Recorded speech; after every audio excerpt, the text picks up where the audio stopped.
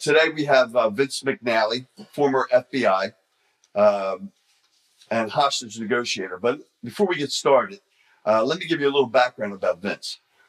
Vince was also a Navy veteran, Vietnam, and I believe he was an investigator with the Navy.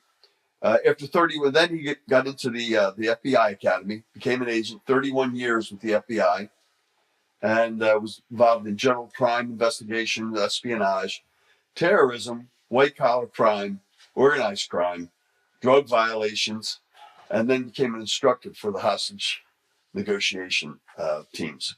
I've known Vince for about maybe 6, 7, 8 years now. We did some work. We tried to do some work across the pond, and today he's involved in a couple workshops throughout the world, and also with first responder wellness crisis counselor. So welcome, Vince. Thanks for being here and joining us today. I really appreciate it. Thank you very much. So what we wanted to talk about today was all things, about your background, but before we get started, I'd be remiss if we didn't talk about the Guthrie case. Yeah. And get your insight into that. Could you help us out with that a little bit? Yeah, that seems to have taken over everything. The news, all the stuff with the riots in Minneapolis, all those things are second. You don't hear about any of that anymore. Things Right. that the focus and the news media, it's kind of strange anyway, but the news media has gone completely south on this, and this is all they report on.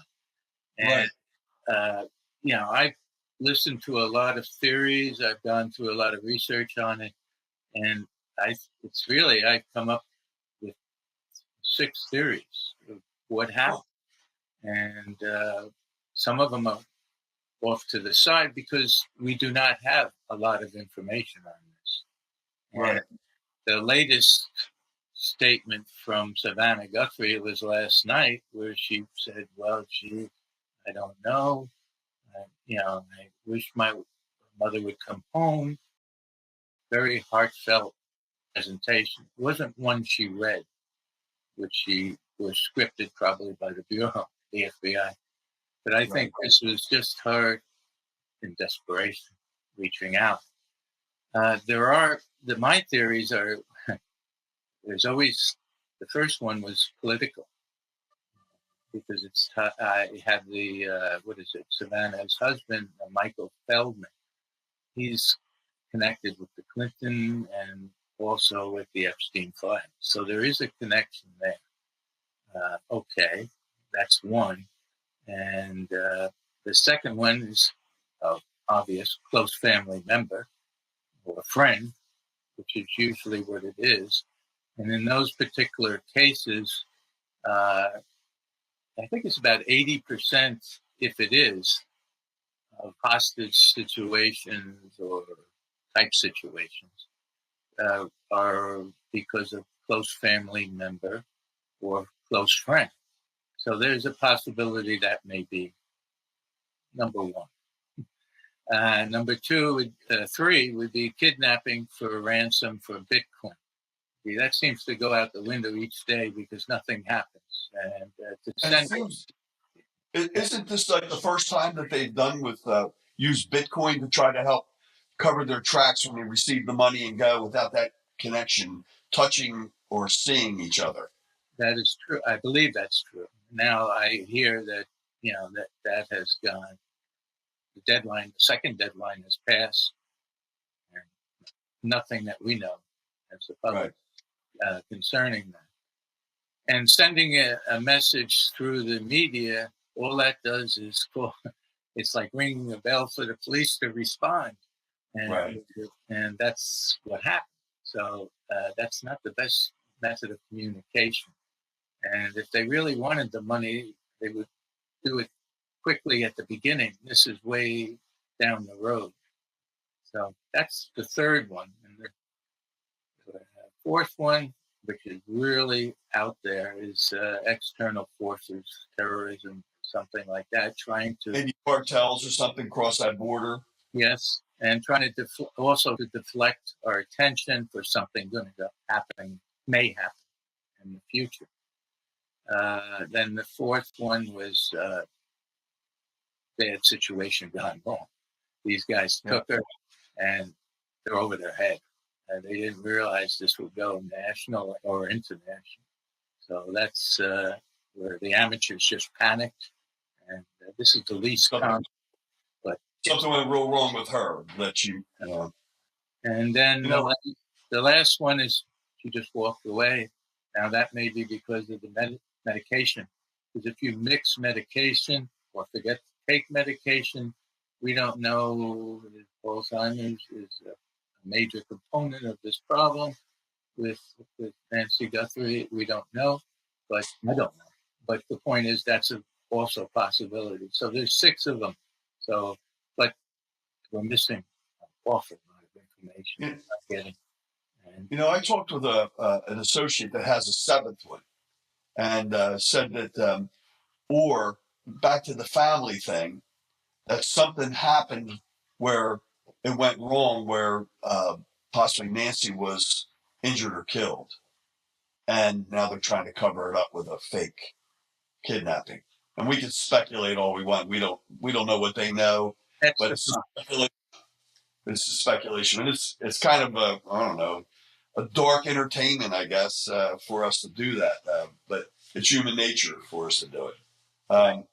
So what do you think about the investigation in itself? You have people. The sheriff was supposed to take over this thing, and he was the driving force. The FBI came in as support. It was a local jurisdiction. Sheriff had control of it. It seemed to where the FBI seemed that they might have felt that they needed more of a role, a more active role in it to help solve this problem. Do you see that possibly being true? I see part of that true. Usually the situation is I'll give you an example. We have a hostage situation, let's say, where I had a lot of them when I was in Honolulu office. And you get a call by the our office, saying, "Hey, there's a problem here. There's a situation. The police, would like you to come over and assist." And luckily, I had instructed some of these police officers in hostage negotiations, so that we had a good rapport. So we respond, but usually that doesn't happen in the first couple of minutes. It's rare, such as the Navy in Pearl Harbor. They call and say, "Okay, respond. There's a situation going on. We don't have hostage negotiators." That's another thing. So we respond immediately. Either way, we are supporting of the police. We work hand in hand with them. It's my understanding this took 3 days before the FBI came on scene. Does the sheriff?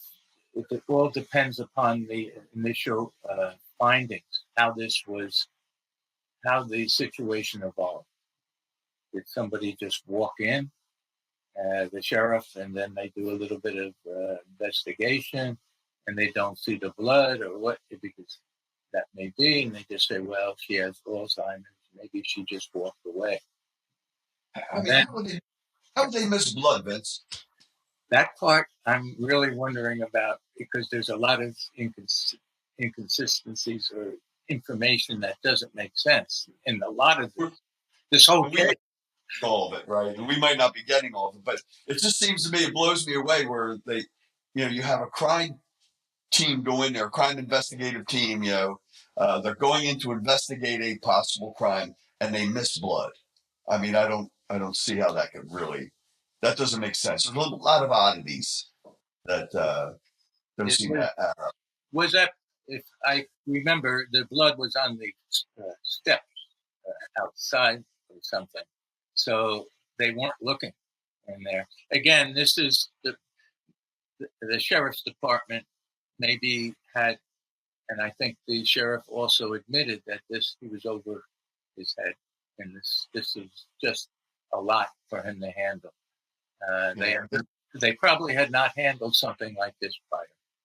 Probably pretty complicated with kidnappings and stuff where they're more used to crowd control, securing buildings, securing events, parking, speed, traffic stuff. That is Every now and then murder, right, but not the type profile. right, and it depends upon the level of training and certification the sheriff's office has. I have not checked any of that, but Sure. because in Honolulu, when I was there, even after I was there and I went back there, the sheriff's department had no certification, and they had difficulty even interviewing people. I stood by, I was just amazed. The guy didn't even know how to talk to a witness in a situation. So it really depends upon their level of training and what they have.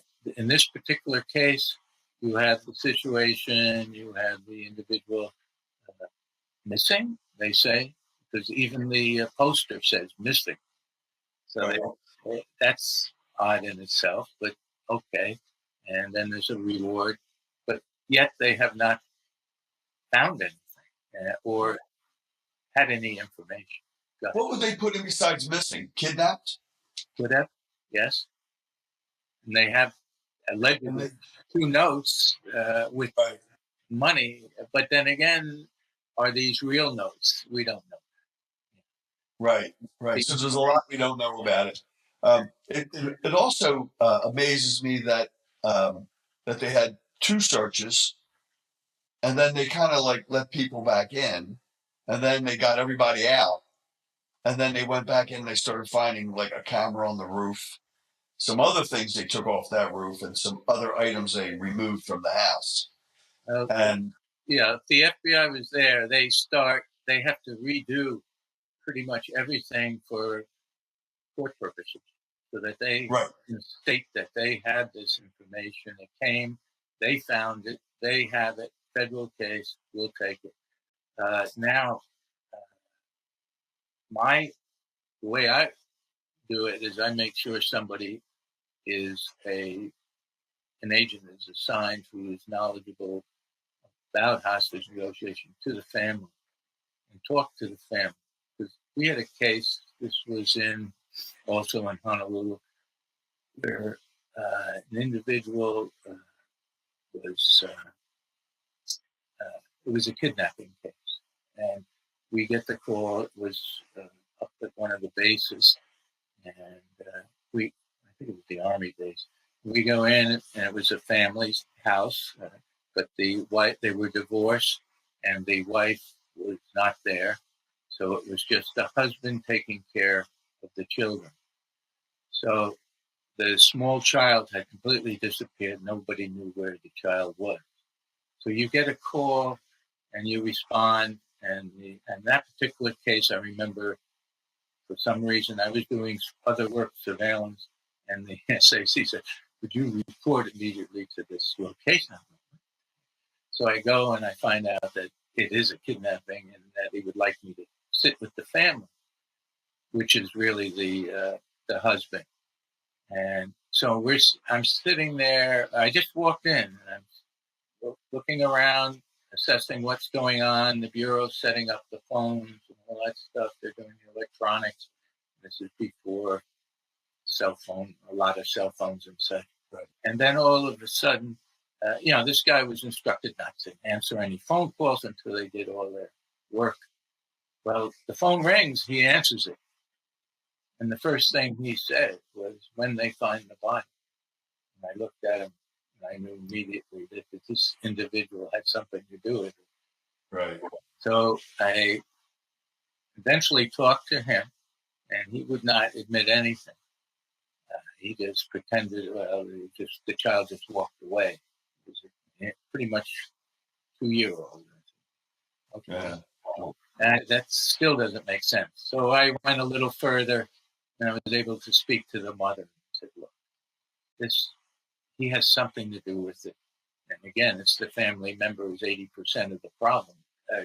In the concentric circle, you move out, family members, friends, and such. So I kept talking to the mother, and she said, "Okay, let me talk to him." Within an hour, she came back and said, so I sat down with him, and he did it. He did it out of frustration. He had not slept for a while. The child cried all the time. He had taken the body, stuffed it into a duffel bag, and threw it into the Pearl Harbor, into the. So this is a sad case. Kid, yeah, I call him a kid. He was a very young guy, military guy, and unfortunately, that's what happens. Wow. And you guys solved that within a couple of hours. Yeah. Where this one is, what we're going into like 2 weeks now, into the second week, and there's still a lot of oddities with it. The proof of life has never been, at least right? we don't know that. That we know of, right? God only knows what they know. They keep saying we know nothing, but you hope they know something, right? They want to. Yes, they want to side cut. I mean, we could go on for hours and guess what's happening. But again, it goes back to the 80% theory that if it's, you work your way out in those concentric circles of family members. And there is some issues with the sister, not so much with Annie Guthrie, but with her husband. What did you hear about that? Well, that he was, first of all, Tommaso was the last person to see her. And then they left, you're reading this stuff and you're wondering if any of it's true or not. And then you also read that Annie had some difficulty in relationships with the mother. So I'm going, that's interesting. So that's something off to the side that, I have not verified, but different people have different perspectives. And the question always remains, Nancy has been taken or walked away or whatever, but she needs her medication. And can she get her medication? The answer is yes, she could. She could get it illegally. The bad guys could get it illegally, or they can go across the border, like maybe 90 minutes away. Well, today they have these services where you can buy your medic alert kits and have that stuff sent to you by, I need these meds. Get somebody to write a prescription, send it to them. They'll send them the material or the medication that they require, and they could be keeping her alive that way. Yeah, if these guys were sophisticated enough at the beginning, or guys or ladies, whatever, they would have taken the medication if they would keep her alive so that they could get their friends. Right. They didn't. But they didn't take it. No. So maybe they had some, or maybe they didn't care, or maybe she wasn't taken. Maybe she was removed. We don't know. No, there's so many variables in this that we don't know, and second, we're guessing, basically. But it's kind of dark. It's kind of dark entertainment trying to figure this out. With the hope that it's found okay. But so in your past, you had something about a last night call with a hostage taking. That was an interesting. That was an interesting case. That was like in the middle of the night. I woke up and the phone says there's a hostage situation and they need a negotiator at this place. And I go, okay, what is this? And I go, it's somebody barricaded him and he's not coming out. And I said, okay, I'll go. So I go over and I get dressed, go over there. It's not too far, about 20 minutes away. I drive up and I say, okay, give me a background. Well, he wants to see his mother. I go, okay.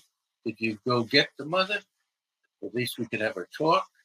And that would be a good idea. Yes. I said, good. That's great. Did you ask her to come out? What? No. Let me try.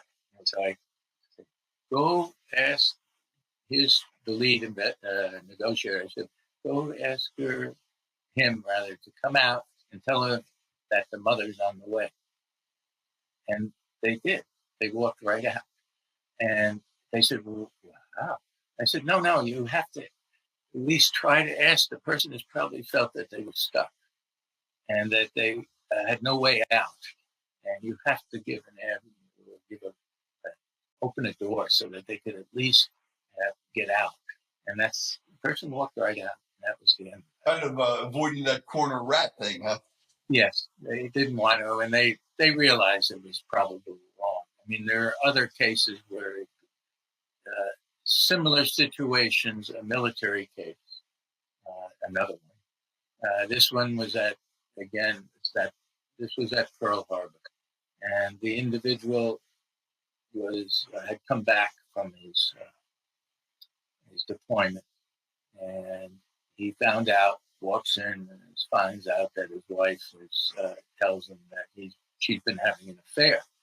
So he's not very happy about this, and actually the guy is there or something, and he ends up being shot, and he climbs out and gets away. Now, the individual is still, the military man is still in there with his wife, and he's holding her hostage.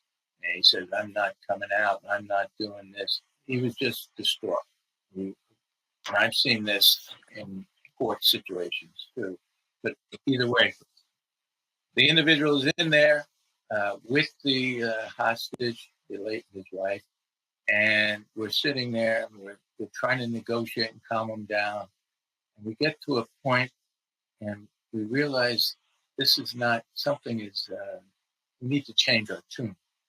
So the other negotiator sitting next to me, there's always two, he whispers in my ear, "Order him out." I said, "Good." No, so I yelled, "Okay, now get up and come on out right now with your hands up and walk out." And he did. And he said, "I'm thirsty. I can't." I said, "I will personally give you some water." And the guy came right out and I walked out and gave him water. And the reason sounds like a Sheldon Cooper kind of guy, just gets up and walks out because you ordered him, No, I guess that military background, follow orders, which is why I go into. But you always follow through and give the person like water or whatever they want. Well, right. Because this may happen again, and so that right. he trusts the negotiation process. So that was the end. And he came out, and that was the end of it. You were able to grab him, take him down. Yeah, and he was sorry, he did it, and all that. Of course, he went to prison and all that stuff. But, he was just distraught, and he acted out, and that's. So how long ago was that, Vince? Was that Vietnam? Oh no, that was when I was in Honolulu working as an agent. That would be probably 98. Oh, okay. 98 in that area. But the worst case is the one in 1996, and that was at Sand Island. This case evolved live on CNN because CNN was next door to where the situation was, so they could film everything. So you don't think they had anything to do with it, do you? No, they didn't. This was an individual. His last name was referred to him, and his name is Miranda. And again, we were called the police. That's a police case. He had walked in. He was picked off because he was basically he was fired for not showing up a lot, and he claimed discrimination. And he walks into his manager's office and he says, "You remember me?" And the manager, and he has a shotgun in his hand, and he takes it around and puts it into the manager's leg, hit him in the leg. Wow. And now this is when we're called, we come out there and we're setting up and I'm helping the lead negotiator who's, I remember her in my class. I was teaching at the university. Actually, I was teaching hostage negotiation, and she was one of my students. So she was in charge of the hostage negotiation team. So that was very helpful. So she and I had discussions, and we said, this is really hard. Because what it's never mentioned is this guy was completely high on crystal meth. So, and his demands were outrageous. He wants to have a load of money sent in and throw it in the air. And he's calling the news station, which was that time, I think it was Perry and Price, which was a talk show. And he's on live with them, and they're trying to calm him down. So in the meantime, he's making these outlandish responses, throw everything in the air. So but during all these negotiations, he was busy on the phone with the news media, and he throws out the George is the name of the manager, takes that moment to climb out the window and escape. So he falls out the window, and he's picked up and retrieved. So he was uninjured. He just fell out the window. He was shot in the leg. He was. Okay. He was bleeding. So I'm glad. I'm glad he made it out. It was a shotgun blast at that range, sure. Yeah, I don't think he was hit completely, but he's recovered fine. But now we're dealing with this guy in there with there's 3 or 4 hostages. So again, he's busy. So some of them escaped. Again, a couple more escaped, but we're still left with one guy. So he's not letting this guy escape. So he now takes the tape, some masking tape, and tapes the shotgun to the back of his head and starts parading him around. And he starts taking him down the staircase outside. It's an outside staircase, and he goes up and down and up. He's still high on this crystal meth. During this time, and this took about the total time for this case was about 8 hours. So during this time, we find out that his girlfriend had been murdered by him and buried, and just been located. Yeah, so we knew this guy was unhinged, and dealing with a hostage taker who was on crystal meth is not. You don't have logical conversations, so you keep trying to use the normal situation, but it's very difficult. Yeah. Well, where was this? Where was this? This was in Sand Island, which is right next to Honolulu. Okay. It's right south of the main city there. So what we're doing now is we're still trying to talk to him to calm him down, and maybe he'll sober up if he could, but I doubt it. So we're going on and on and on and talking to him. And so eventually what happens is that he comes down the stairs and he decides now that I'm out of here. And he says, I'm going to have a countdown from 100 and I'm going to shoot the hostage. So the young man is tied up, walks down. He walks him down. He walks him down in front of the police. So now we have what we look like a suicide by cop. But this still has the shotgun taped to the guy's neck. So that's not good. So their sharpshooters are set up. And in the meantime, I had called FBI hostage negotiation unit, Quantico, where we have our experts. And I said, what's any advice on this one? And they're watching it live. And I said, no. I said, by the end of the day, both of them will be dead. And I go, okay, thanks. I'll let the lead negotiator know. So I went over and I explained it to him. I said, this doesn't look too promising. So for the hostage, so we got to do what we can. So the command probably gave the order to take him out because he was counting down and he said he was going to shoot him. So that's, he got down to about 5 and the police, by that time, the hostage said, I'm out of here, thinking this is what he said. Right, sure. I'm going to get out of here. But it was so hot that the tape became loose around his neck from sweat. So he knew that he could move his neck a little bit. So he was hoping, that the shotgun would be move away. So what he did was a maneuver he did. He turned around, grabbed the shotgun, lifted it up. Shotgun went off. The police shot the bad guy. He went home, and he wasn't injured. He got married in about 2 days, and then he's doing fine. They did an article about him a couple of years ago, but he said that was it. He learned to appreciate life after that. Yeah, he had an epiphany. Yes. I'm married. I'm going to start a whole new life. I'm going to change my. Wow. But can you imagine having so the gun's taped to his neck? Yeah. Probably is taped to his hand. His fingers on the trigger, I guess. Yes. Yeah. And if he's shot and falls, he's pulling that anyway. So he was looking for that suicide by cop, but I'm taking him with me. Yeah. Wow, that's a tough situation.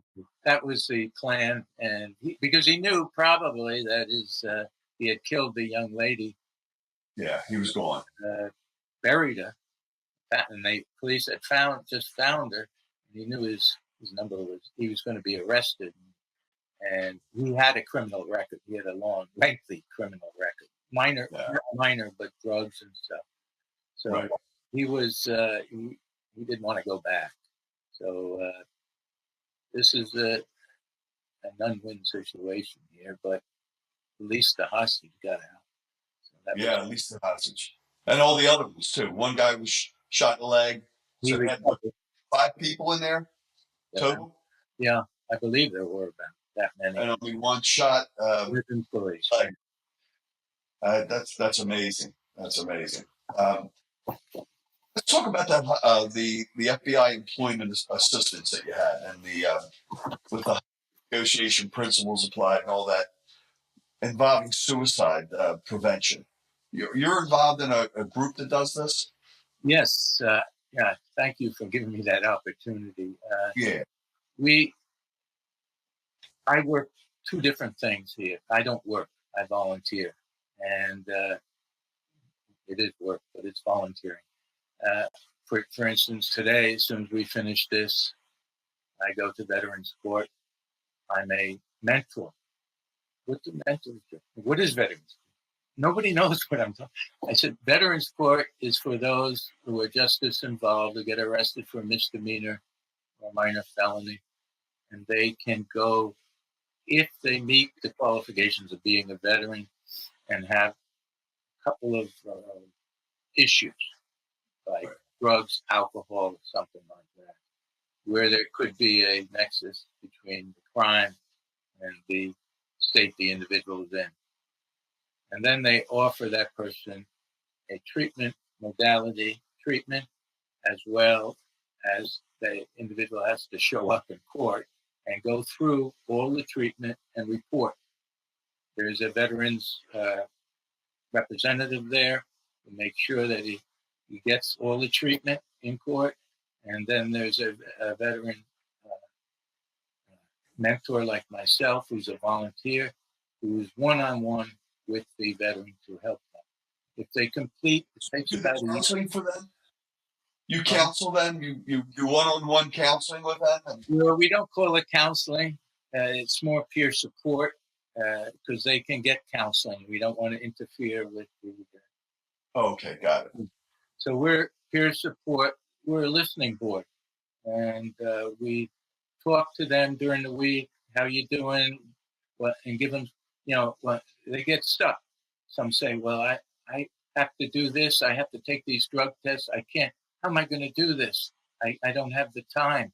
I said, wait a minute. Let's talk this over. Did you talk to the probation? Did you make sure that they understand what's going on? And then we'll get the VA to move your drug testing to a different location so that this will all work with your new job.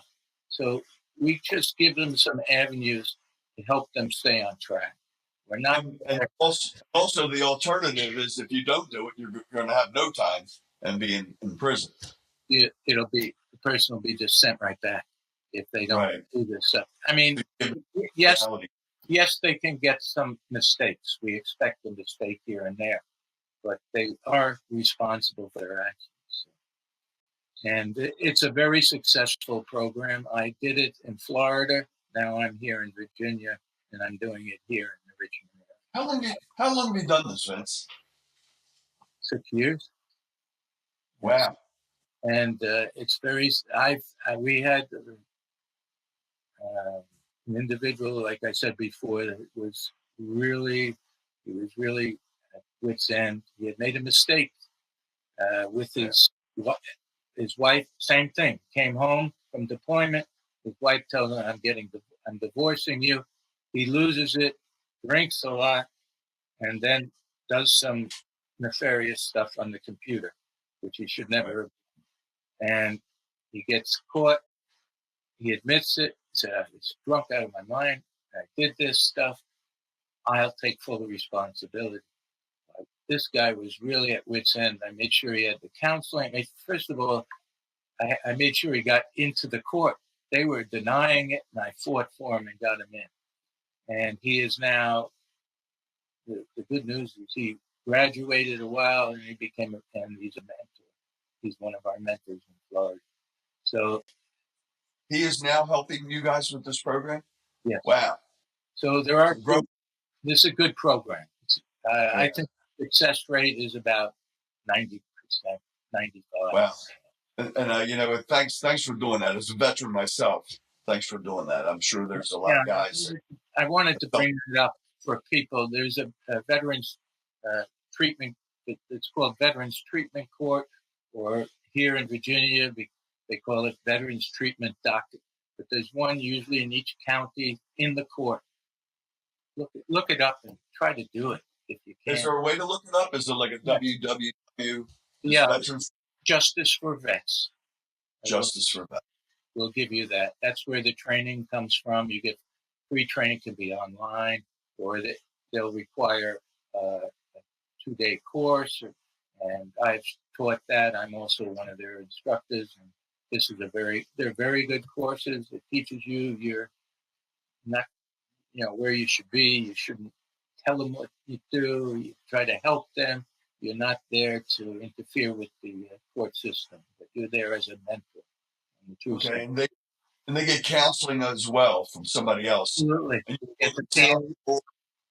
VA assigns them counseling, drug treatment if necessary. Could be inpatient, or it could be just locally outpatient, or group, one or the other. And or then mental health treatment. A lot of it, most of it, is PTSD, and a lot also is with the alcohol. Yeah, but they're tested a couple of times a week, unannounced. You get a phone call. Here's your number. You that number this today, and you have to go if it is. So the program works. So I recommend our veterans out there to step up, and go to find your coordinator or if you not, contact me. I'll be happy to find one in your locale for you.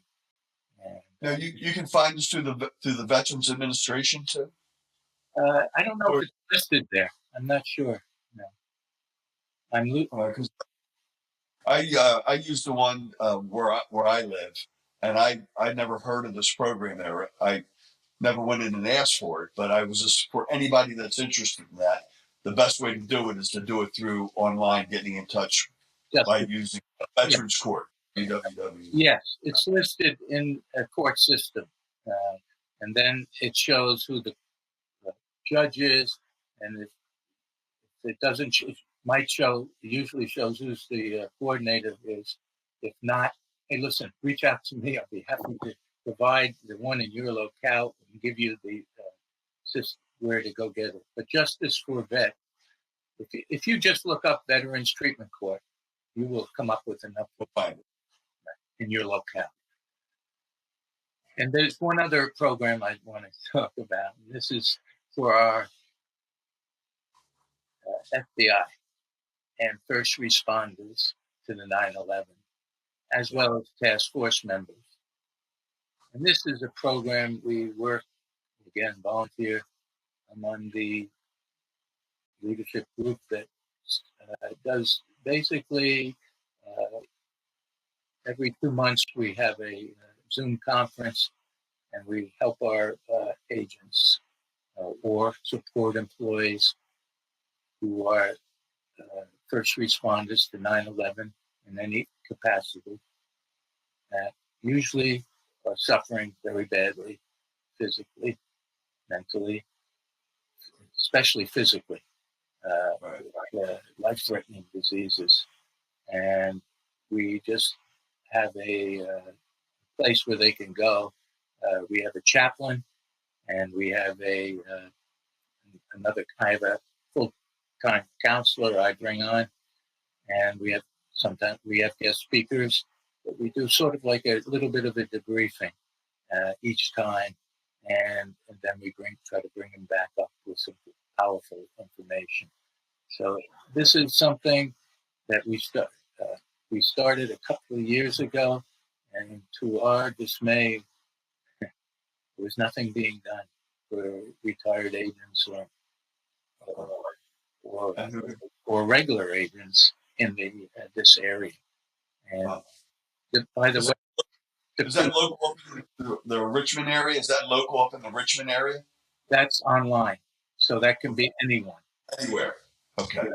But they have them contact me through my email or phone, and I will provide all the information necessary. But the person has to be an FBI agent or a task force member assigned. Right. That's who we focus on. I said that nothing had been done until we started this program. I'm correct. However, when we did start it, all of a sudden, Director Ray had this big group that brought all the people into New York, and we gave an award to those who were 9/11 first responders. You know, I want to thank you for coming on the show. And I really want to thank you for so much that you're still giving back to people that need and from all different directions. I really do appreciate you coming on.